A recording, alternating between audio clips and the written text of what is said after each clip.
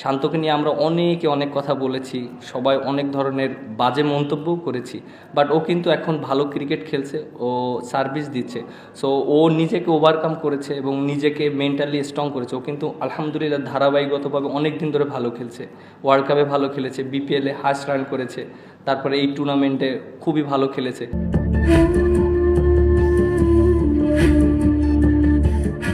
নাজমুল হোসেন শান্তকে নিয়ে নানা সময়ে সতীর্থদের এসব মন্তব্য বলে দেয় ক্যারিয়ারের খারাপ সময়গুলোতে মানসিক দৃঢ়তা কিংবা মানসিকভাবে ভেঙে না পড়ার গুরুত্ব ততটা যতটা শান্ত করে দেখিয়েছে কিংবা যেভাবে ফিরে এসেছে। কাকতাড়ুয়ার মতো সমালোচনার সব জবাব শুধু দাঁড়িয়ে থেকে হজম করেছেন, কখনো সে জবাব দিয়েছেন শুধুমাত্র একটা ফেসবুক পোস্ট দিয়ে। সেখানে লিখেছেন, আসসালামু আলাইকুম। শান্ত যতটা পরিচিত তার নাম নিয়ে, তার চেয়ে বেশি পরিচিত লর্ড নামক শব্দটা দিয়ে। লর্ড ওই শব্দটার মাহাত্ম্য ক্রিকেটে মহান বলে সমাদৃত, তবে বাংলার ক্রিকেটে সেটি হাস্য রসাত্মকার ট্রলের বিষয়বস্তু।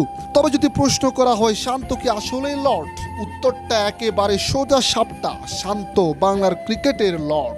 কেননা তামিম লিটনরা ফিরে গেলেও শান্ত এখন পিচে এসে মাটি কামড়ে পড়ে থাকতে জানেন। শান্ত জানেন কিভাবে দায়িত্ব নিয়ে ম্যাচ শেষ করতে হয়।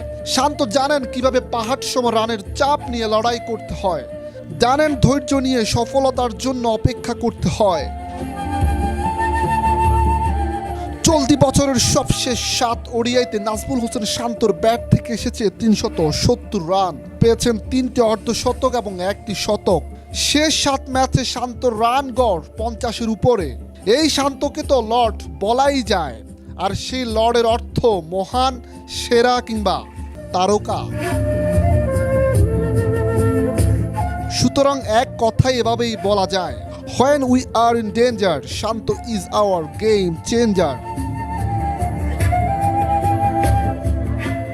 শাহ আব্দুল্লাহ রাহাত, বাংলাদেশ স্পোর্টস।